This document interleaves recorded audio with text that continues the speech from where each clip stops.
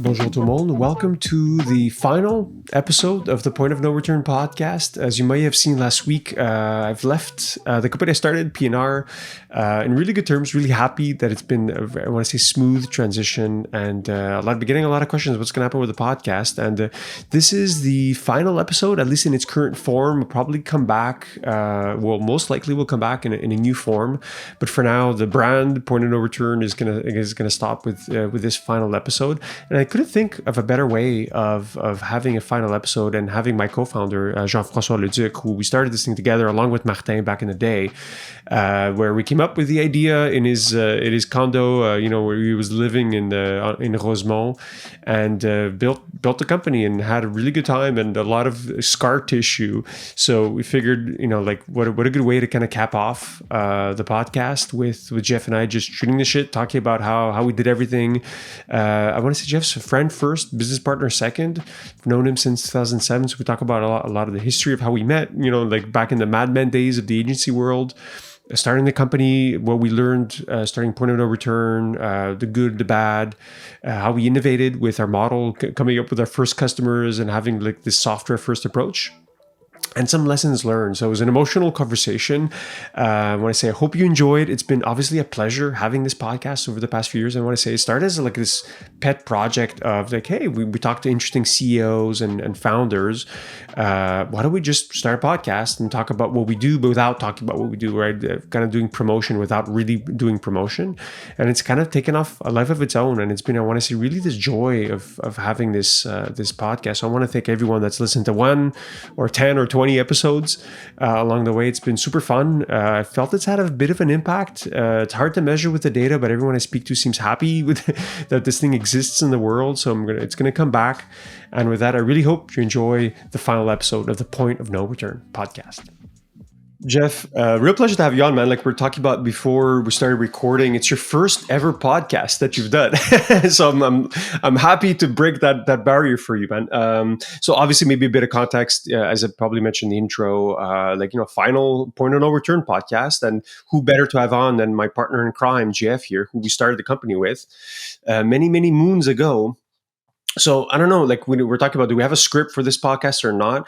I guess maybe a natural place to start is a little bit about you, Jeff. Like since it is your first podcast, maybe talk to us about wanting to study in law, how you got into getting a law degree. We always joke that you're like a lawyer in remission. So maybe walk us through a little bit of the early days of GF. Yeah, all right. Well, let's start there. So actually, initially, my dream career would have been to do some kind of sports, because I think I'm hyperactive. So that would definitely calm me down and get me in the zone. However, I didn't have the talent to push it from a career standpoint. So 2 options appeared to me when I was at university, either law or psychology. So what's great is that I'm still using those 2 things, and I'm still hitting and having to work a lot right now regarding psychology and some legal matters in the work that we do. And I know you know this, but I ended up choosing law just because, the entertainment around the legal career, if you look at the shows on TV and even back then the movies and stuff like that, they look pretty entertaining. So I thought it looked like an entertaining career, made that move, and then realized how micro that world was, how much about detail it was. So spending days and nights looking at contracts, commas, words, phrases, drafting contracts, reading more contracts, 70 hours a week. And to end up realizing, perhaps like for an hyperactive, that's might not be the best career, especially now that actually you've known me. I wasn't really practicing law, so how much I'm not about details, but rather the big picture. So for a lot of people that know me today, it's kind of weird to know that I started my career there. But I think the biggest benefit I got out of it was to cover one of my biggest weakness, which is to look for details when it matters. So that's why it started there. Yeah, very good. And so, what you worked obviously at Gesca in corporate law. Like, why did you decide to leave Gesca? At the end of my training training time. So when you go through the law degree, you spend 3-4 years at university, then you do your bar exams. If you pass the bar exam, which back in the days was quite difficult, I think below 50% of people were succeeding those tests. The last piece you need to do to become a lawyer is do a 6-month training. So that 6-month training happened at Gesca, which is the multimedia group of Power Corporation of Canada, where back in the days you had La Presse d'Oxyé, and a bunch of different medias. So at the end of that training period, my boss met with me and said, "Jeff, you knock it out of the park for everything except the core of it. The legal career is about managing risk, identifying risk for everyone so that they can take the right decisions, especially from a commercial standpoint, which I was doing mostly M&A back in the days, mergers and acquisitions." So, and then he said, "You always recommended to whether we should be doing a deal or not.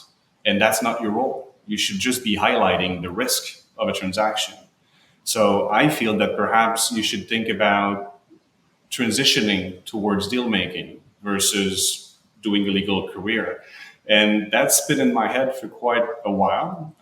For those that know what it is to be in the legal field, there is a saying that if you get out of the field for more than a year, it's really hard to go back because you're going to be disconnected from that field. So if you try to get out, then you might never come back. So I had to go through that kind of train of thoughts.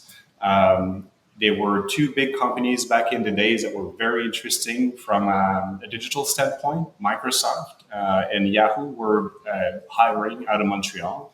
And they were asking for 10-year experience in terms of like commercial agreement negotiation and selling and partnerships and stuff like that. And what was really interesting is that no one in Quebec or even in Canada had that kind of depth of experience because we're always a few years late on the market in Canada.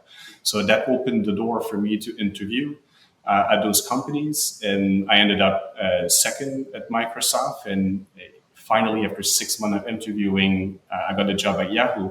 And that was my entry into more of a business world versus the legal world. Yeah, and maybe that's a good segue to talk about how we met, right? So I still remember, I don't know if you remember this, but like the first time I met you, I was working at an agency called Media Experts, and the team were taking care of all digital advertising for like really big, Canadian companies.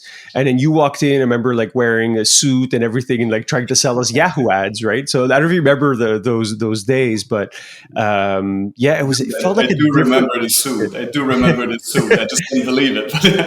It felt like I was gonna say it felt like a different world back then, right? Whereas like advertising was bought and sold, and like I used to send faxes to like confirm agreements.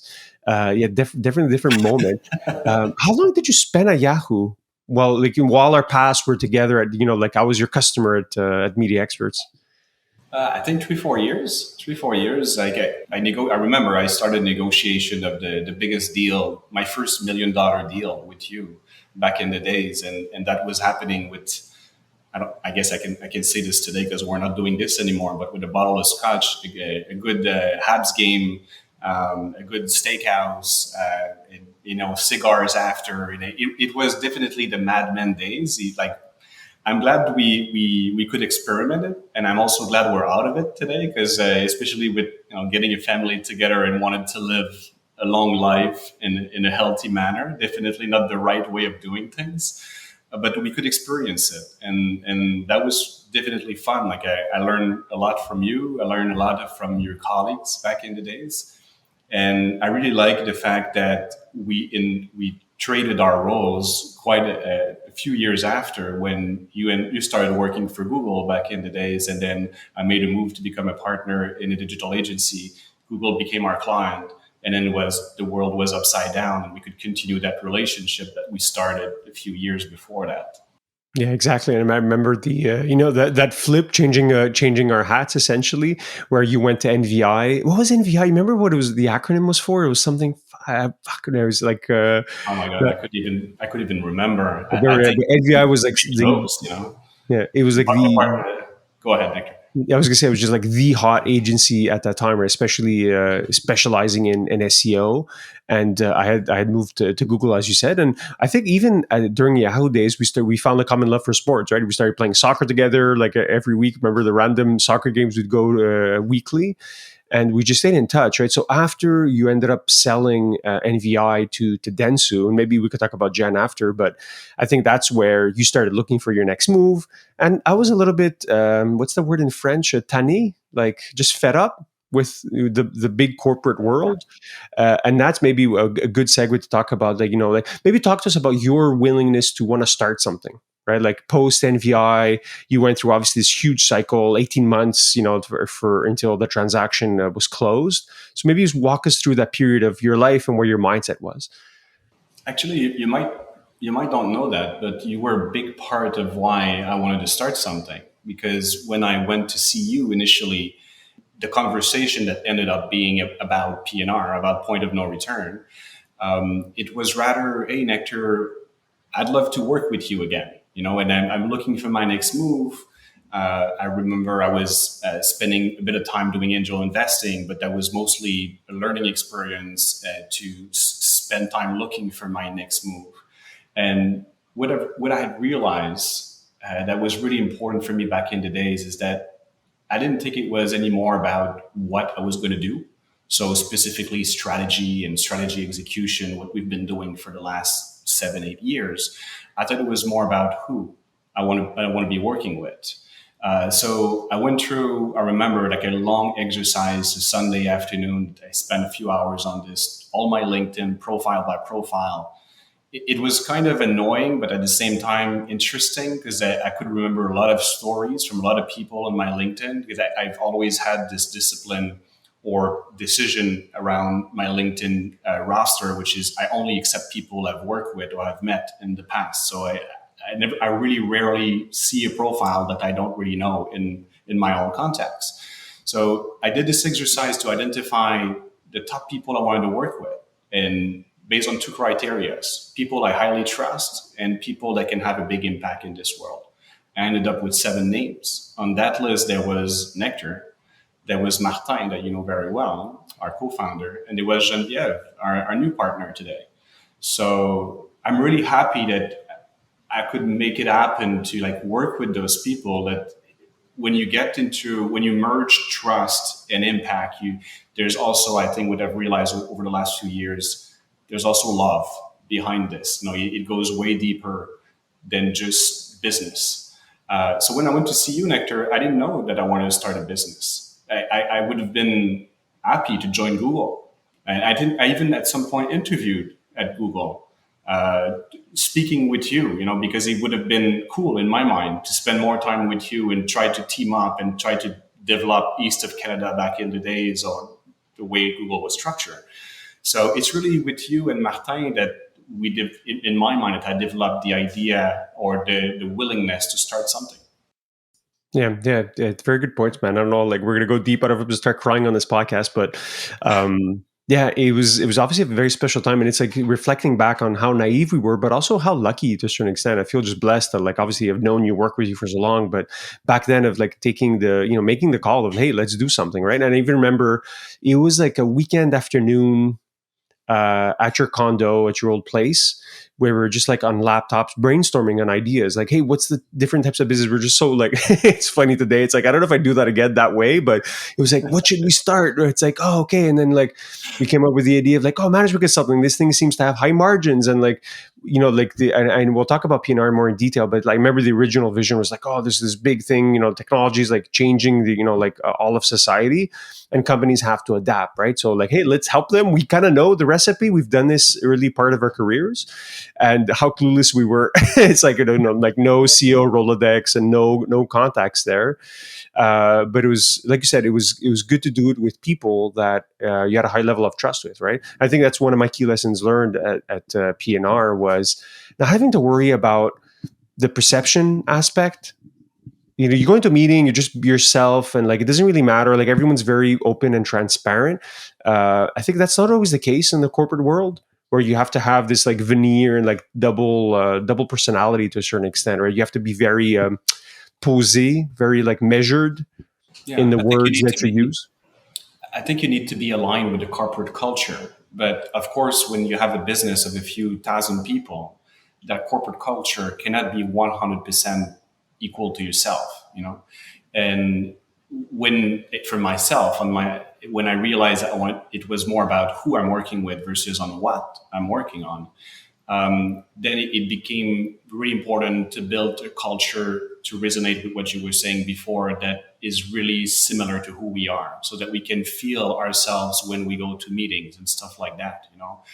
At the beginning of the business, like you said, I think one of the big inspiration in it was not logical or smart in terms of market fit or product market fit, but one of the big inspiration was for Martin, you and I, in the businesses that we operated, we always felt that the clients that we were dealing with were far behind the game they needed to be.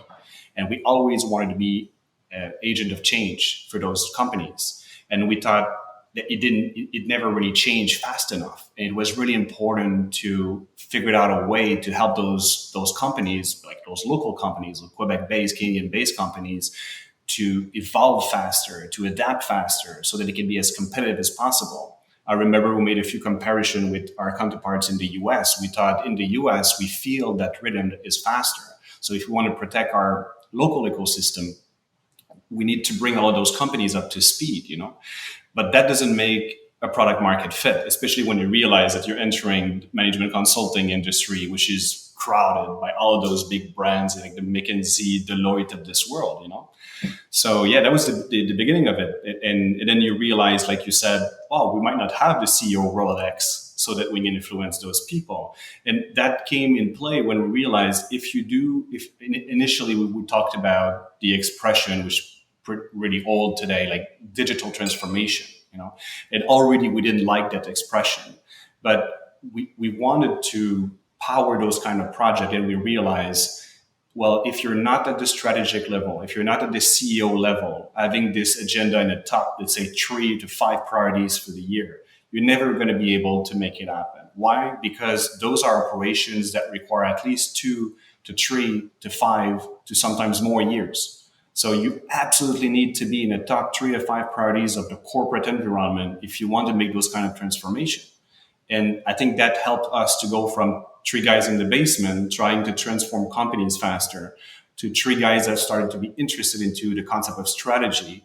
And today, even more focused on the strategy execution piece than the strategy design, realizing how hard it is to make things happen, even if you have those big ideas that are coming out of an offsite that can very well be sitting on a desk or in a drawing, because it's really hard to make things change on a long period of time. Yeah. I think you circled around a few points that I think are important. Maybe to go back on and dissecting like the how we actually came to have a real business versus the beginning. I remember the first year were just like horrible. I remember like 6 months in, me, you and Martin were looking at each other. It's like, what are we doing exactly? We'd go to meetings, just like hire us. We're smart. I remember this one classic meeting. I think it was with KPMG. We all roll up. We're all wearing suits, and we have like a presentation. I don't want to even like bring up that PowerPoint again, but what those poor people must have thought and we're like, I remember leaving the meeting, yeah, high fives, yeah, we killed it. It was like, as totally not the case. But going back to your point of, well, yeah, we had a few good ideas, but I think what we ended up finding was that yes, companies need to go faster. Yes, there's this gap in strategy execution, and then we stumbled upon just being more intentional in tracking that, right? So it started with like Google spreadsheets, and then we invested and created a platform. So we thought about this connection between software and professional service, right? So I think that was the kind of the first, I want to say, like mini hockey stick after the first year of like just completely floundering. So I think that was one cool moment, right? And when I reflect back on our past, it's like, hey, we actually have something that people want and want to buy from us versus like just showing up to meetings and just like not knowing what to sell and not knowing how to create value. I think that was a tougher period, right? So anyways, I'll let you react if you have any comments. Yeah, well, definitely, yeah, that helped. I think it changed. The first thing it changed that I like very much is it changed the culture of the company, because as soon as you have a piece of technology, it adds pressure on everyone to improve that technology. Okay, everyone in today's world, whether you're a tech executive or if you're just a regular consumer, we're going to be very impatient with the pace to which technology is going to evolve and adapt to our needs, So that changed our culture internally. Like everyone needs to be on their toes and improve. In our case, the vision is really simple. Like we want to help our clients realize their dreams, realize their vision, execute their strategy. And we started to measure that. And we started to measure that because from an economical standpoint, if you execute faster your strategy, then you create value faster.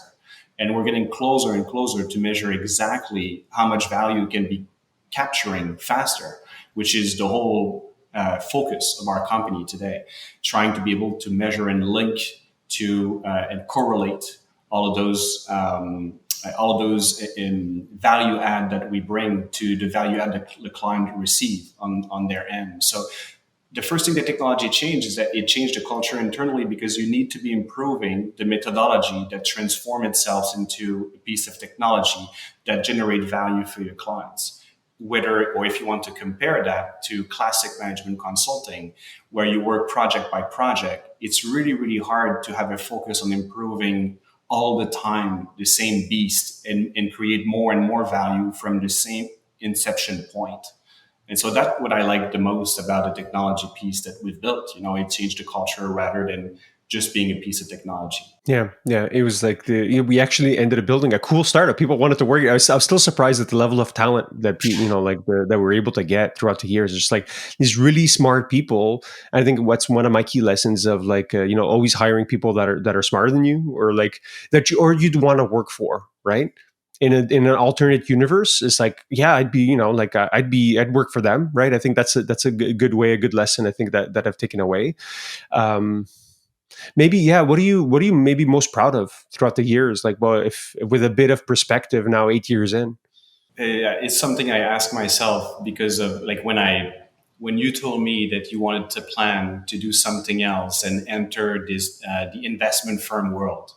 I started thinking about the question you just asked, so that I can do a postmortem for my own self, and then I realized, and that's why I'm so excited about the next phase of point of no return on my end. I realized that the number of people that are answering to those two criterias that in my mind created or helped creating point of no return at the beginning. So having people that you can highly trust and can have a big impact.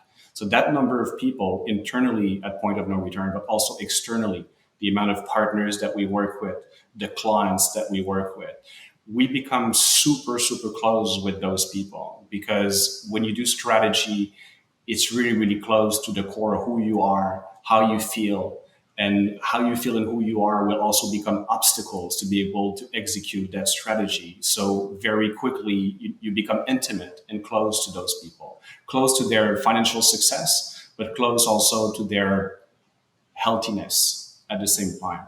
So that circle of people grew. That's what I've realized when I did my postmortem. Actually list those people so that I can be able to track it and then feel it and make sure that I don't get fooled by my own feelings.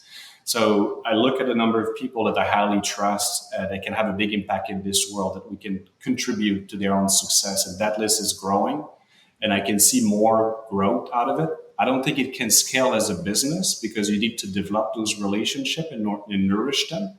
But I'm definitely happy that I can now count on a lot more people that I can highly trust, that can change the world. And I want to continue this today. Yeah, you were poking me yesterday on like my farewell post and like adding the the mention of like, hey, we worked a lot with CEOs and board members and shareholders, and what a discovery in terms of was, and like going back to the just general lack of business knowledge when we started versus today. It's been like a quantum leap. And what's fun is like, hey, there's you can understand how little you know. So, and going back to my move that you mentioned before, I think it's a good kind of like lesson of just like being eyes wide open on how much there's to learn. And then especially when you're tackling that top tier of working with company leaders, you understand like all they have to go through, all the obstacles and opportunities that they face. I think it's a good general life lesson, just because it gives you good sense into like the business world, with air quotes, but also just life. It's like how you mentioned like people's health, people's psychology, and how those variables tend to have an outsized impact on a company's success. There is one thing. Right? There's a moment that I know you remember that was quite a challenge where we need to show more resilience than ever from a business standpoint. I think our first downscaling experience when COVID hit, a lot of our clients got hit really hard by COVID. As a result, we got hit as well. We had to let go on people that we loved, that were super good, really good talent, because there wasn't enough work anymore to be able to keep those people around. That was really a hard point in time. And one thing I remember is that I was really close to about 10 CEOs back in the days in terms of the clients I was working with. And I remember I did the count on a weekend, like how many CEOs are healthy and going well, and how many CEOs are not healthy, are being either in depression or really, really close to being depressive.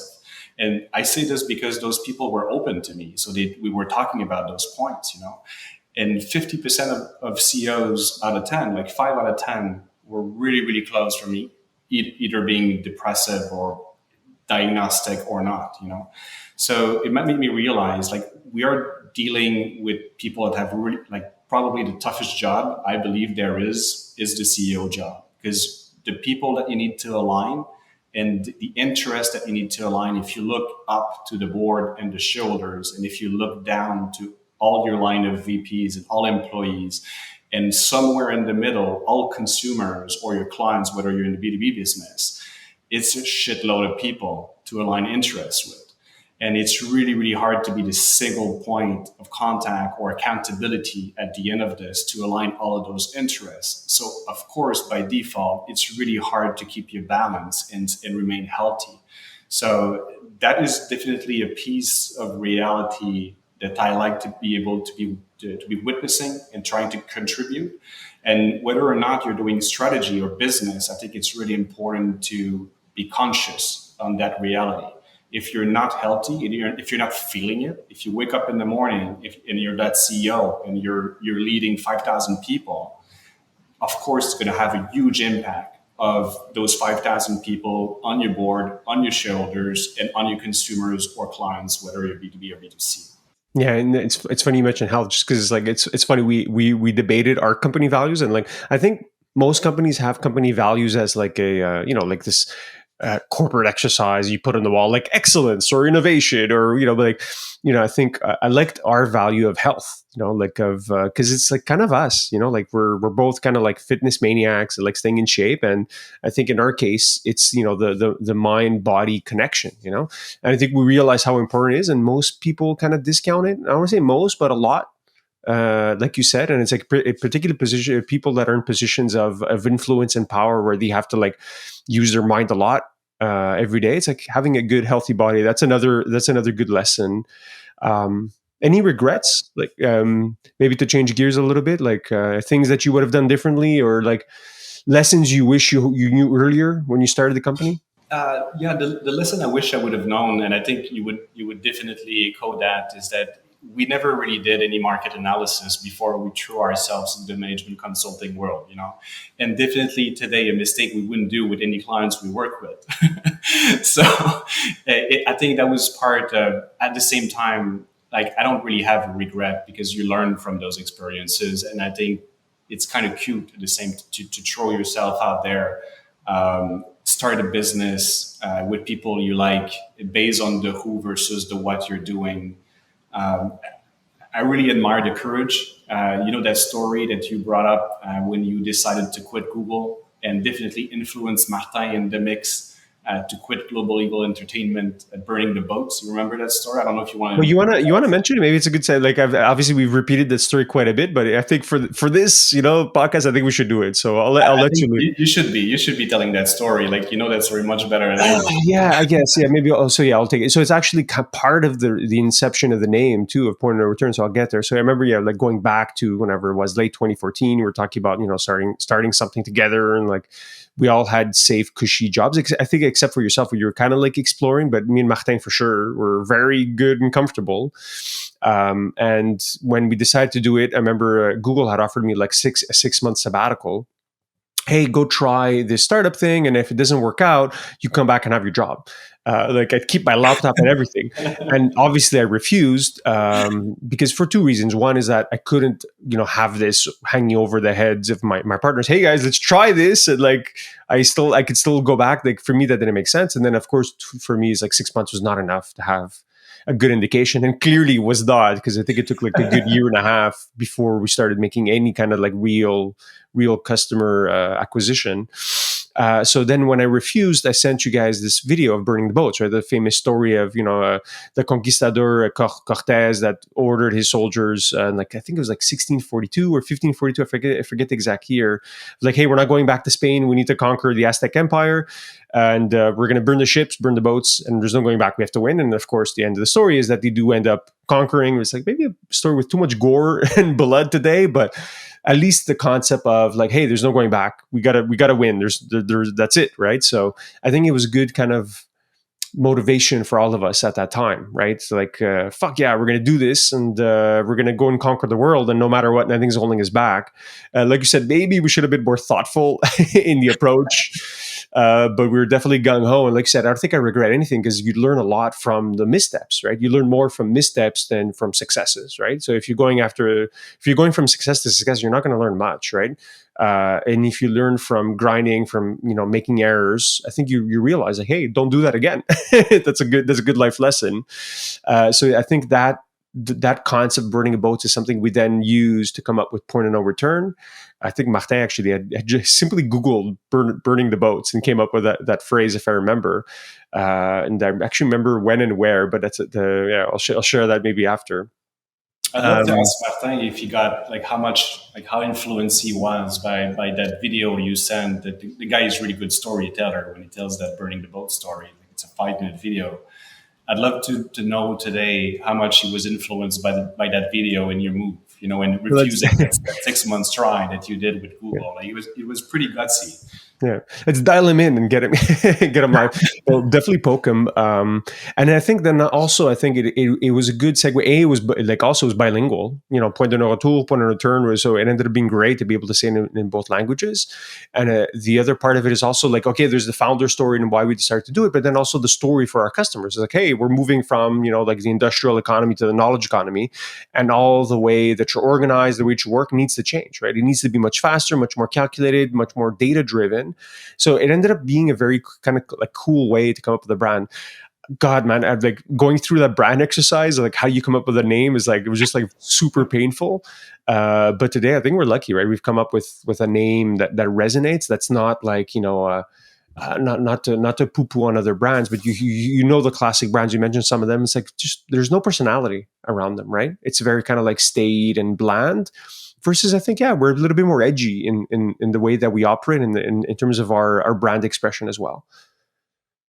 Yeah, I echo what you're saying. I like better to have that kind of brand as well, than whether they, in comparison to most firms that have the names of the partners on the office with big letters and so on, which drives a lot of ego in terms of perception as well. What I'm thinking. So I like to be a bit more low profile, and like I don't think the business is about the partners. I think the business is about everyone behind and the product that you're delivering, the value delivering. So to me, it's really important to have a brand that represents this, to communicate that kind of value you want to provide to this to the customer.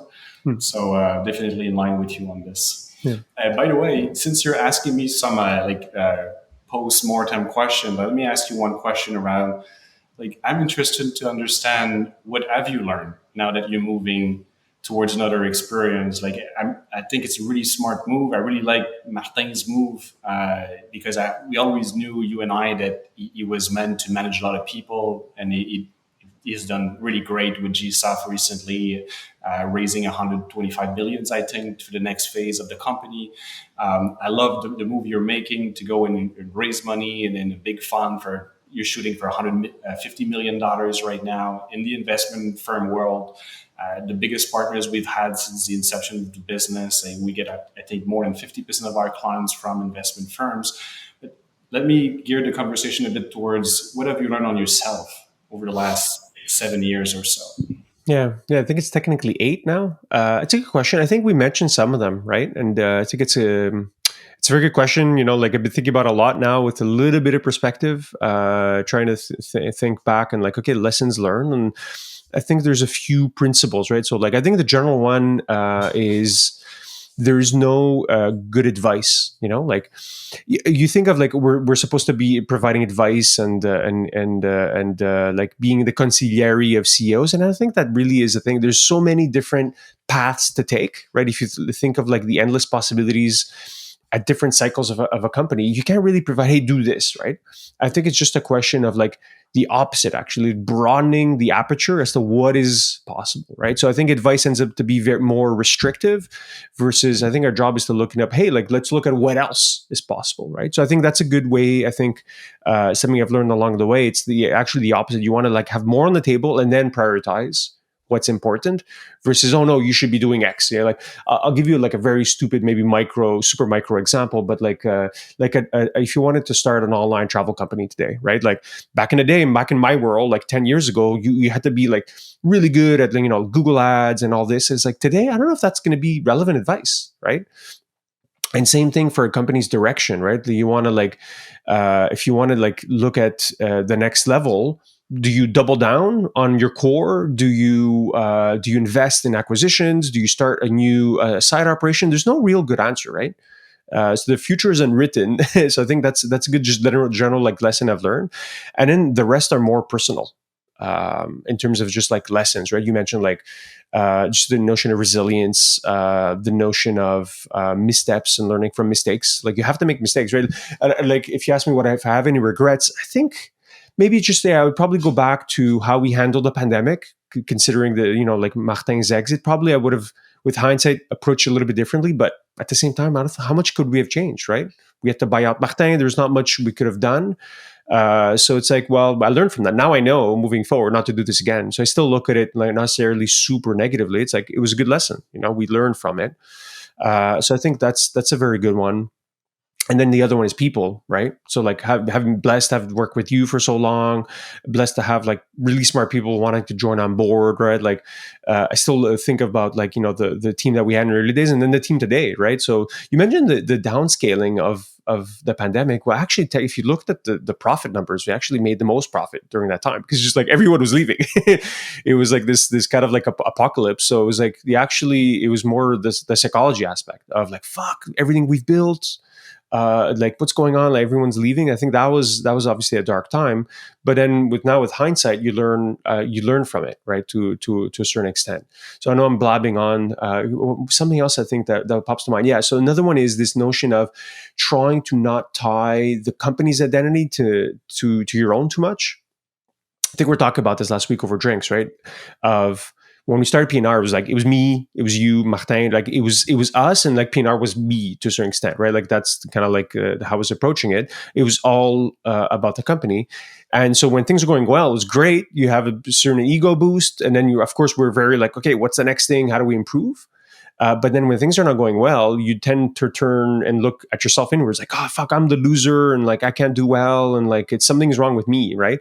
So I think maybe now with a bit of hindsight, trying to not tie too much to my self-identity because I think that it leads to like a lot of PTSD. So I think that's a good lesson. And it goes back to the people, right? To a large extent, it's like who you work with, having a strong team. If you look at the level of talent over the years, like today's team is just so strong. And then you think of like past team members like Antoine, for instance, now that's working at Replit. It's just like, what, like he wants to work here. And like you saw his growth obviously over the years as well. So I think that's a really cool thing to have like been able to help people along the way, or at least give them a platform for them to perform and excel. I think that's another cool one also.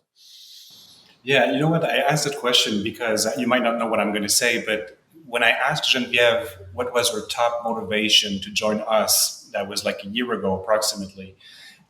She said to me, I've been working for the same industry, the same company, more or less the last 18 years. I think it's time that I get to know more about myself. That was her reason or motivation. So that's why I mentioned show. But like you said, like I think the team has evolved, the company has evolved. But I'm really happy with the level of talent that we're getting today, and the people that we're working with. Joe is joining us as well in the partnership. It's a great group of talent. It's a great complementarity at the same time. And super impressed by what Jen has been doing since she came on board. As you know, I got to know her back in the days, actually from the Yahoo days, but where I really got to know her from a business standpoint because she was definitely the architect behind the acquisition of the last business I was working in. So it's so amazing having to work with her for the first time in the same team because I always kind of felt that we were friends, but never on the same team. So it's great to be friends with someone on the other team, but it's also much better to be friends with someone on your team. You know? Yeah. Yeah. You mentioned Jen and Jonathan, and it's like, it was still the case. I'm like, fuck, I'd work for Jonathan. I'd work for Jen any day. So really, really cool there. Maybe talking about the future, what are you most excited about, right? Like, I know you mentioned Genevieve and Joe, but like prospects for growth. We're talking about a little bit last week too, right? In terms of like the future trajectory. So maybe, yeah, to double click on it a little bit. Yeah, so I think we got to a point where it's really interesting to like the two biggest thing in terms of innovation that I'm proud of is that we took a shot at measuring intangibles, and I'm really I really believe strongly that if you can measure something that hasn't been measured before, as long as it's relevant and highly relevant to your business, the gain of value you're going to make is much higher than if you're tweaking a metric that you're already having, because there's so much you can do trying to improve a measure you already have, So what I'm really proud of is that we figured out a way to measure the progression of your strategy. So the implementation of your value creation, that it relates or correlate obviously to value, to economical value, whether it is profit or top line of the business. I'm also very proud that we figured out a way to measure the level of alignment of executive team, of board members, of shareholders, and compare one with another. Because of one of our partners from a long time ago, Tom Birch, that I know you're familiar with. I'm going to meet with a very successful entrepreneur that at the end of his career, after selling a lot of businesses that he actually built, did his doctorate on the notion of trust around the comparison between managing a holding company. So how hard it is to build trust between stakeholders when you have a holding company versus how hard it is to build trust when you have a single product company. And super excited having to speak to that guy in the next few weeks so that we can potentially embed the measure of trust into the software and provide that kind of data to the team that we work with as well. So I'm definitely passionate about measuring intangible. I think one day, especially with artificial intelligence, we're going to be in a world where almost everything can be measured. But in the meantime, for the next few decades, wherever you can measure stuff that has value for your customers, for your clients that hasn't been measured before, I think there's a huge amount of value to unlock from there. And I like to think that our business is about doing this, unlocking that value from intangible. So I really like this. Another thing that I have in mind that I really like is to polish and improve the model where we don't, like, it's been a while now that we've never worked on an hourly basis. And that's not classic for management consulting. I think the future of management consulting is the notion of productized service that you and I have talked about quite a bit. So being able to link the service you do to a product and nourish that product and improve that product over time as well for all the innovation benefits I've mentioned before. But most importantly, from a human-to-human perspective, it helps you create a relationship of trust. So because at the end of the day, if you work on a hourly basis, you have an objective conflict of interest.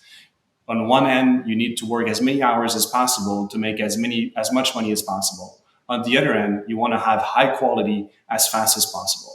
So there is a huge conflict when you work on an hourly basis. So when you move that model towards a recurring model, then it's about the value that you're creating at the same time as fast as possible with the highest level of quality as possible. If you're capable of doing this, both parties in the equation win. So working on that model, knowing that it has an impact on relationship, knowing that it helps you create trustworthy relationship, that is definitely motivating for me as well. Yeah, I think it's I don't know, man. It sounds like maybe a good way to end the conversation in terms of like the future potential. And I'll just to rebound on what you're saying. It's like I've been super proud of what we built, right? And I think my departure isn't because of like specifically of what we've done. Obviously, I've spent 8 years here. How can I not? How can I not be proud? So I'm like really stoked about everything we've done, and yeah, innovating to a certain extent. You mentioned the software component, the recurring model. I think having this recurring model also gave us a little bit more peace of mind, right? We just have a good set of customers, help them grow and expand versus trying to always gain new customers, right? Spoken to, like friends that have worked at a Deloitte, for instance, and it's like this big 6 month project, like X million. And then when it's done, they're doing nothing. They're waiting for the partner to go and close the next big deal, right? So it puts a lot of pressure on the partner to go and close big deals, the quote unquote rate maker. But for us, it's like, no, we're just always working with customers. We're always helping them develop, improve, track their strategy. So I think it made for a much more, I want to say, sane business that we're able to have more peace of mind, have steady cash flows to be able to invest into the product, into people. Any final questions on your end? Like, I want to give you. I know you said you wanted to like bug me a little bit too, but anything else you have top of mind? Yeah, what's most exciting for you now that you're moving towards a new world? What excites you the most? Going back to maybe the early days of PNR to a certain extent of like building again, being at the ground floor of something. I won't talk about too much the new adventure publicly for now, but I will in a little bit. So I think it's going back to this notion of a startup to a certain extent, and then building something with maybe different principles in mind than what's classic. Like you said, we built a different type of management consulting firm. I'm going to also think about that. How do we build something differently? Of course, not throwing away the past, but just maybe improving upon the past. I think that's the most exciting thing for me, going back to like building back in that building mode. So yeah, that's that. I think that's the key one. I think you're missing out on the child story as well. I don't know if you want to share this with the audience, but since you can edit the content. Oh, for sure. I think, well, like we're like, talking, like I think it's going to be public on LinkedIn. Yeah, it's like becoming a dad. I'm completely clueless on this. I think it's one of those like I've been pushing it forward to when it happens, and I'll pick up the skill set when I need to change diapers. But for now, it's like I'm just clueless. Like I'm doing my regular life, even though my wife is very pregnant right now, and she's like like maybe 6 weeks away from giving birth. But at the same time, just happy, right? Like it's been a while. We've been struggling with this, so we're happy, and it's going to be the case. And so I think it's going to be a good summer. So it'll be a good fun summer. Yeah. I'm really happy for you, Nectar. Yeah. Thanks, man. Thanks. Maybe it's a good way to kind of recap. I don't know. My classic question is where people can find and connect more and learn more. Like, obviously, at this point, I think it's very easy. Like go on the PNR website or connect with GF online. Any final words of wisdom? Anything you'd like to share with the audience before we go? No, I just perhaps just saying that how blessed I feel that I've spent that much time with you, like almost more time with you than I've spent with my family over the last few years. But it's been a blast. I can't believe how much like you can spend that much time with someone and still maintain that same level of trust and enthusiasm to go to work every day, still learning. You're an amazing funnel of knowledge. And it's amazing to be around you, Nectar. So I'll always be glad to spend time with you in the future as well. Yeah, for sure, man. And I've learned so much, man. I've looked up to you for so long, and like from the early days of Yahoo to NVI, and obviously like having been in the trenches with you, like having the calm, steady leadership that you provided during tough times, I think has always been important to me. It's always something I really respect and I looked up to you. So, like I said, we're gonna have to keep regular chats, even though we're not going to be like early morning, like 8 a.m. calls anymore. But we'll find a way to obviously still work together. And like I said, in the new adventure, there's still opportunities to do that. So that's why I'm kind of, like you said, I'm really you're happy for me, and I'm happy for myself too, because it feels like everything's kind of fallen in place. We still have opportunity to work together maybe in the future. So yeah, really happy, man. Take care, Nectar. All right. As always, thanks for listening, and don't forget to subscribe. If you want to learn more, check out thepnr.com.